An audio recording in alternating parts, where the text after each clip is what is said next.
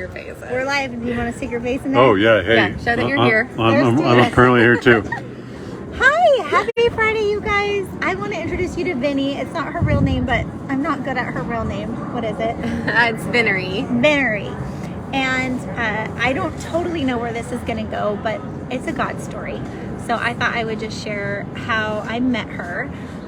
We are at our rental property that we have in Panama City Beach, and actually that's a God story in of itself. If you don't know, Tank grew up at the beach. It's where he loves to be, and he's always dreamed of having a place. And so now we have a place. We usually rent it out. Our kids have spring break, so we're here. And someone who inspected our home is an artist, and we wanted to buy a piece of his art. And he said, you can go to this amazing place called the Marketplace. There's 30-something artists. They all sell. And I'm wandering around, and you know, I love earrings. And so this is the only thing out of the store I buy for myself. I bought a gift for someone. I can't tell you who you are because it's your child and you'll know. And I go to check out, and who made these earrings? I did. Yes. And so we were just chatting, and all of a sudden, Vinny starts to tell me a God story. You want to share some of your God story? So, the funniest thing is part of my God story is a brain injury, which I'm ashamed to admit. I kept going yesterday, or I was telling someone this story yesterday, and I'm like, I don't even know how we even began our conversation. Like, I don't even remember what it was. And then someone said it was your earring. Because you said tactile or fine motor. Yeah. Yes. Okay. It was a challenge. Yes. And then she was like, I've never really, this is getting very personal very quickly.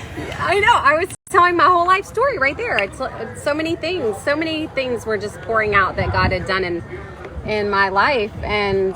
But with the earrings, so I started talking about the earrings because I said that I had started making jewelry to work on my fine motor, and then that I had worked in the OR for 19 years as a surgical first assist, and that I was in a car accident in October of 2020 that left me with paralysis and a frontal lobe brain injury and an occipital traumatic brain injury as well. And so I started making jewelry to work on my fine motor, and that's what I do now. And I think I told you the story about with my therapist. Yeah. Yeah. She gets a word she thinks from God, but she's not so sure. If God talks to you, sometimes we're like, really? Is that really you? God tells her to do jewelry. And she goes into her therapist. Yes.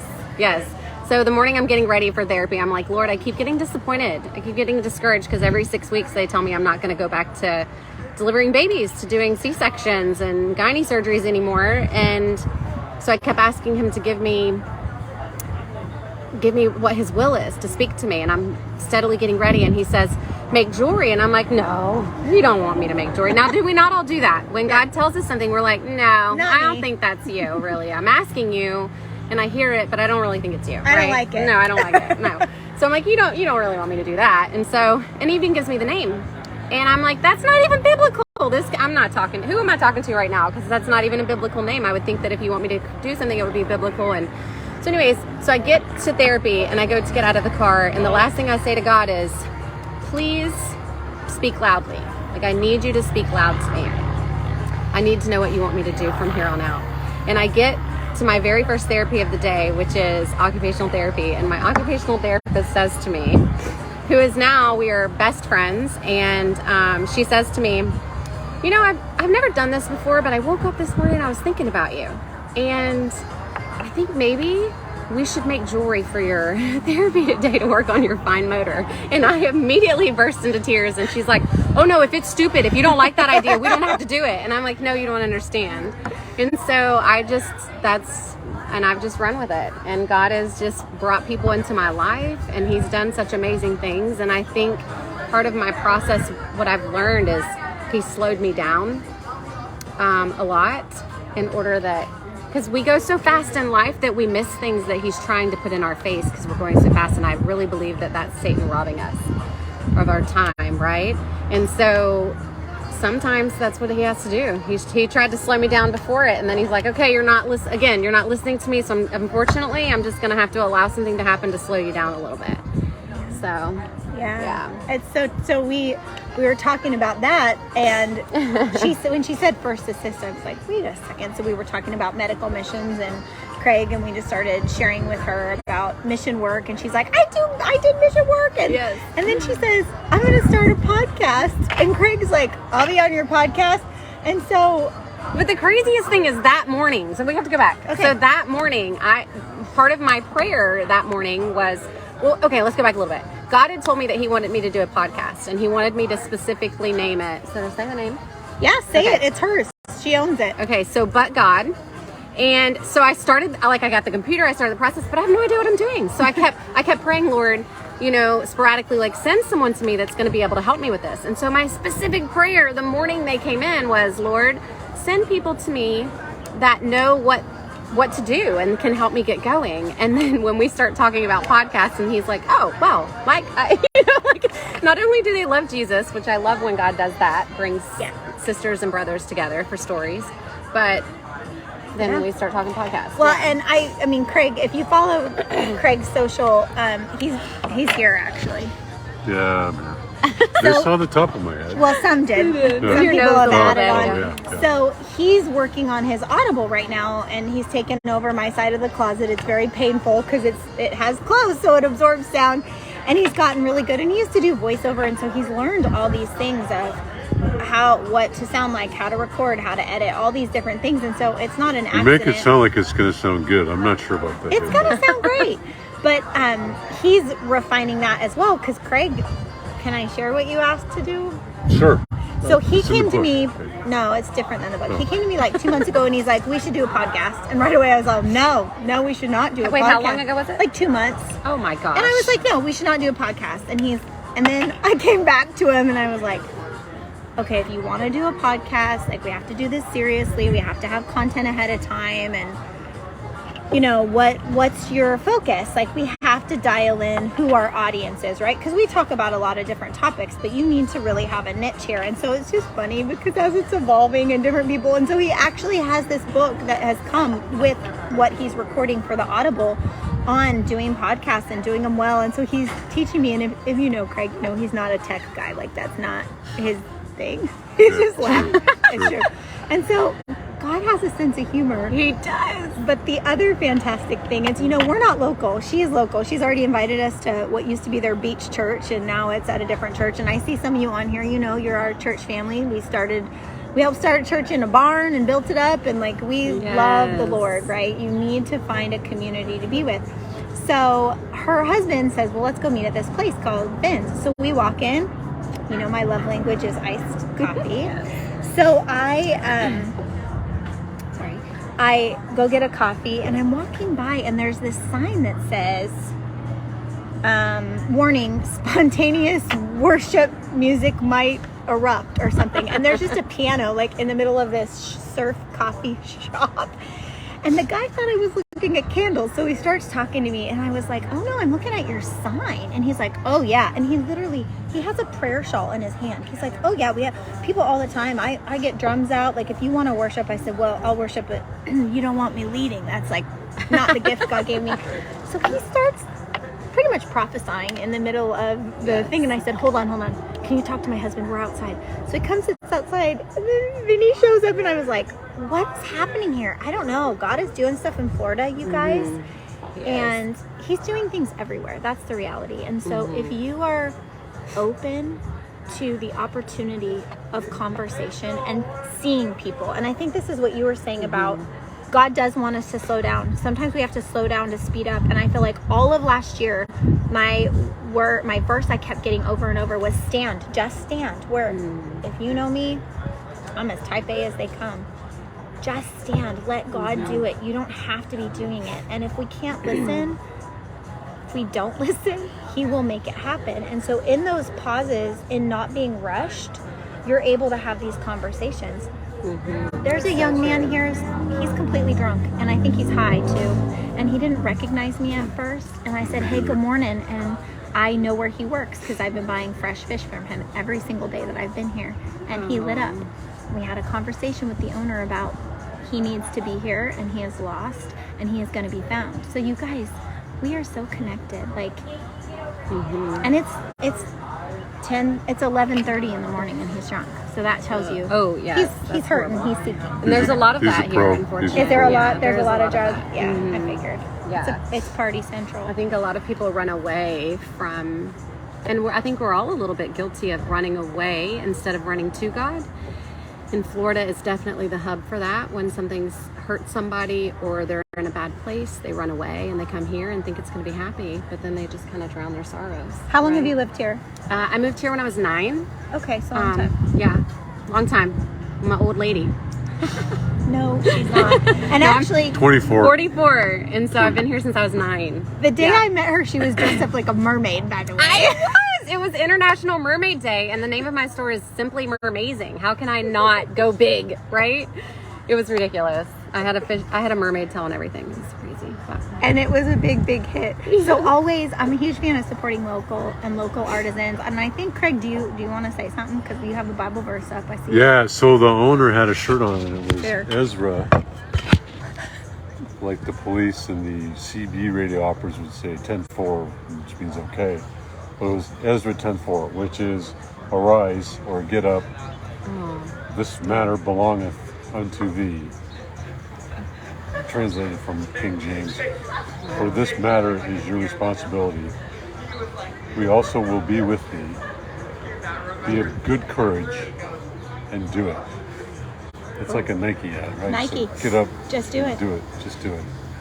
Yeah. But have courage. It takes courage. So be bold. It does. Ooh. Oh, we got it crying. Listen, I was doesn't already take crying. much. I'm I was already crying. crying this morning. The store shop owner is telling me about these young kids coming here to party and how he's pouring into them.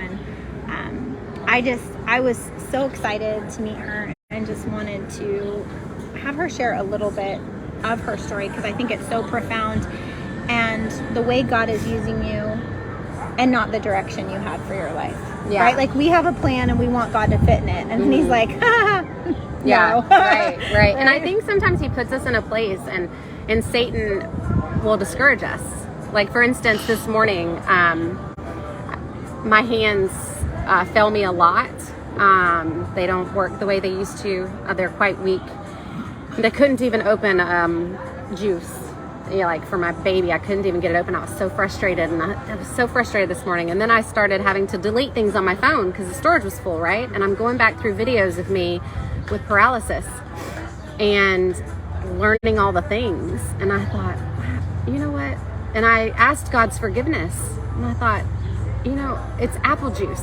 I can't open apple juice, but I'm walking and I'm doing everything else. Like, praise God, right? So we need to, even in the smallest things that we find to be difficult, I mean, I don't know what I'm trying to say other than it's okay. Like God is still using me even though my hands don't work the way they used to, and I need to focus more on that. But I think Satan robs us and still dwelling on the little thing of not opening the stupid apple juice when I'm doing so much more in my life than the apple juice. Does that make sense? Like, Yeah. everything Well, I'm- look what's interesting in your life, right? So what was your most important instrument when you were working? oh, yeah, my hands. Your hands. And ambidextrous, man. I To could, think and hand off You can instruments, stitch either way. pull retractors. yeah. It's your hands. I mean, that's. My dad asked me before he died, I'm going to give you the house. What's your plans? I said, Dad, as long as I have my hands, I can do anything. So used to say and that. it turns out that's what a surgeon needs. Your best instrument is your finger. You got a hole in a big aorta and it's bleeding. They're bleeding to death. You put a hole into the pipe and it seals it, right? So, I think but yeah, this, it's interesting what God and how God works. I think this is a great example too because we take for granted everybody's like, oh, I can open apple juice, no big deal, right? Right. But it's this complete reliance on ourselves. We make a plan.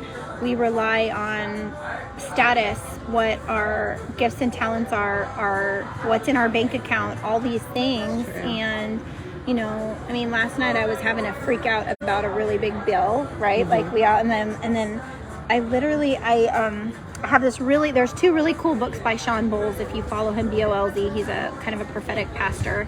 And one's on provision, and I don't remember what the other one was on, but the very first verse is on the keys of David, which I have a ton of dreams about keys. I don't know what's going on. And not to worry, not to worry. God provides all of these things. And I think that one's Isaiah 22:22 if you want to look it up. And I right away was like, stop it, Stephanie. You're going down your own. Okay, what can I do? How do I fix this? Like, he already knows. He already knows. We need to stop relying on ourselves. So like the apple juice is so simple. Well, look at where you came from. You couldn't do anything. Right. Like this was not happening, right? No. And now. Yes. And just gratitude, yeah. gratitude. Don't get wrapped up in the small things, the small difficulties in life. God is amazing. Don't take what you have for granted. Well, And when God takes something away, He's got another purpose for you. So that's true. I think we have more than one purpose in life, and it changes as we age. Well, and what society tells us matters doesn't. Most of those things that you're running for. I mostly have women that watch this. Think about if you're a mama, the first time you held that baby. Did you care about any of the things that you cared about before? None. Not a thing. Right? Just perspective, I think, is huge. So I got her crying. I know, made me think of our conversation again. The other revelation I had since yesterday was a morning Bible study, and one of the guys, he's had what he thinks is a path of A to Z, and he thinks he knows Z.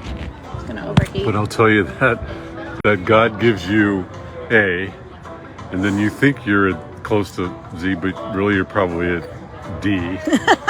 And then God's not going to give you the whole answer. He's going to give you a little morsels of B to get you to B. Once you've gotten to B, then He's going to give you little tidbits of C. And when you've gotten to C, He's not going to give you the whole answer of getting from A to Z. So, I struggle with that big time. Yeah. We have So to a make lot of sure it people doesn't don't- overheat. That A personality. That's that, yeah. It's funny because my husband and I are totally different. He's very much like A personality. He's an administrator, like graphs and stuff like that. And I hear want with all that. Like Analyst. Craig calls me an analyst. I don't, totally one end or the other, So, but it's good because he, in his faith, he'll do stuff that's totally different than what I would think in my faith, right? And it's like a witness to me as a believer. I mean, I've been a believer and a lover of Christ since I was 9 years old. And so, but then I do things and he's like, I don't know how you're just jumping off that ledge right now. Like, really? Like, he has to see it before he does it. Not me. I'm like, okay, Lord, you want me to? Here we go. Like, dive feet first, right? That's Craig. That's why you're That's why very they call to it. the opposite. That's why they call it a leap of faith. Yeah, I want to know A to Z and maybe like past to Z. That would be You want to know all the Finale. sub 1. She wants 1 through 10 Yeah. of A category. I do. Yes. That's true. In order. That's funny. But can I share the book part? Absolutely. Okay, Oh, yeah, so this this is is so amazing. So when I get here, I'm running a couple of minutes late, and I get here, which is another God thing, because I left in plenty of time, but traffic kept me, right? So that's another thing. When we're yelling at traffic, there's a reason, because I was late, and they were able to meet this guy, right, that they talked about earlier in the podcast, or the live. And so I come up, and they're talking, and I'm just sitting, just listening, and he starts talking. This is very important. Everybody use sunscreen. Very important in Florida. Okay. Medical alert. Yes. So they're talking, and then I hear them talking about this book that was written by Craig, and I was like, hold on. Yeah, so let me just rewind briefly. So keep your thought. So Okay, can we turn it back to him? Oh, you come here. You sit I here. hear her. She's a medical Come here. assistant. She's Come here. operating. You her sit here. hands. Hold on. Change of the Yeah. guards. Time out. He's gonna come join over here because. And I'm going to keep it shaded. How about that? You just set it back down and then. Okay. Okay. Don't steal my coffee. So she's talking, but this isn't about me. It's not about me. It's about her and her relationship with God and Steph, my wife. They're bonding, and I'm like, I'm not going to take this moment to be about my book, right? But then there were too many. And then I forget exactly what you said, but it was something that said, okay, I know you wanted to do the podcast. I go, okay, I want to be on podcast. Here, look at this book. This book's purpose is to get me speaking in front of people and here. And so No, but you said that to me on Wednesday about the book. No. No, you said something about a podcast. It was You like didn't something say different. you wrote a book. No, on you didn't say that You Wednesday. did not. Oh, You said okay, it was This you're right. today. You're right. Yeah. Busted. Yeah. Busted. Yeah. Okay, So it so was today. Today though, when they're talking, and then he talks about his book, on, miracles, and I'm just like really intrigued at that moment. I mean, the man's story who was speaking was amazing, but then when he said something about his book that he wrote, and then Craig started talking, I was like, wait a second. So one of my really good friends down in St. Pete, I was there for her birthday, and one of the doctors brought up a book that she read, and it changed her whole idea. She had grown up Catholic, and it had changed her whole idea of Christ, and that we all needed to read it as medical professionals. And she brought the book out and was going to send it home with me, and there was another doctor there who was not a believer, and she was very intrigued by it, and I let her take it home. But because of this short-term memory that I struggle with, I had forgotten about this book until he starts talking, and I'm like, no way, is this the book that back in July I was told that I needed to read? And the doctor who read it, she just couldn't stop. And she grew up, like I said, Catholic, and so never really the relationship with Jesus, and was working in the medical field. Everyone is wrapped up in science. But the cool thing about that is God uses believers like us who have a family member who come in to save in order that he's glorified. He allows things to happen in order that he's glorified, so that those medical professionals who only believe in science then become saved, right? And so so she was completely changed by his book, and now I've got to reach out and tell them that now I've met the author since July. I was told about it. It's two things. You never see the ripple, and you should see the ripple. It's like what you said. I think you're taking that from Ephesians, but God, right? Yes. But by the grace of God, the gift of Christ's death, we're saved, right? And the back end of that sentence is, if it were about action, we would boast about what we're doing, right? So it's just a gift. A gift is something you give to someone with no expectation of anything coming back to you. So, right. It's crazy. Total God thing. Okay, we'll so then your book now, for sure. So then finish up with what did the owner of Here say to you, and then we'll end. Oh, he wants me to come speak. So, I mean, apparently he's got a baptismal over there. So maybe I'll use my water polo skills and drown a few people. I can shove people underwater pretty well. It's crazy. Yeah. Just the connection of what happens when you start to be bold and speak, and the last chapter, I say for the last, it's also, other than the dedication of my grandmother dying, chronologically correct in the book. So, but it's a chapter called Ralph, a great friend of mine, and if you want to see an atheist come to God, that'll do it. Wow. I mean, we don't put them through. I tried to shove them through the door. I think it's in the book of my bringing over a DVD collection called, what was it called? What was it called? I forget. The Truth? The Truth Project. Truth Project, yeah. He was having none of it. Professor talking about, But anyway, he watched it for like 5 seconds and said, I think this is for real believers. So, For real believers. boom. Okay, no problem, Ralph. I got you. Oh no, that's funny. Yeah. Okay, I'm coming back for a second. And listen, also, if you guys have children who like to surf, or a family member, it doesn't even have to be a kid, who doesn't know Jesus, bring them to the surf shop. Go on a trip to Panama City Beach. The owner is a lover of Jesus, and he has he takes teenagers out surfing. It's called Fins, Finns. Yes, and the surf shop is called Mr. Surf Surf Shop. Yeah. Yes, you have to bring them here. And because God oftentimes when he works, it's when people who love him meet people who are non-believers where they are. We're not meant to judge them. We're meant to love them and meet them where they are, Amen. Right? And so when they're met where they are is when they tend to come to him, right? So sometimes we work so hard with our words trying to bring someone to salvation, but sometimes it takes where they are. If they love surfing, I'm telling you, bring them here. And that'll work. I don't know why I feel like I need to do this, because this is not my jam, but if you are not a believer and you're like, this is crazy and awesome, and I'm so curious, it is so simple. All you have to do is ask Jesus into your heart. It is that simple. You can reach out to any one of us. after happy to connect you, give you some guidance. It is so simple. There is nothing you could ever do that would make you not lovable by God. He already loves you. He knows everything you've done, and it's okay. I come as a hot mess, and every day it's a struggle, right? So we just want to inspire and lift up and just show how beautiful taking that pause and connecting with people can be. Yes. All right, love you guys. Have an amazing, amazing week. Bye.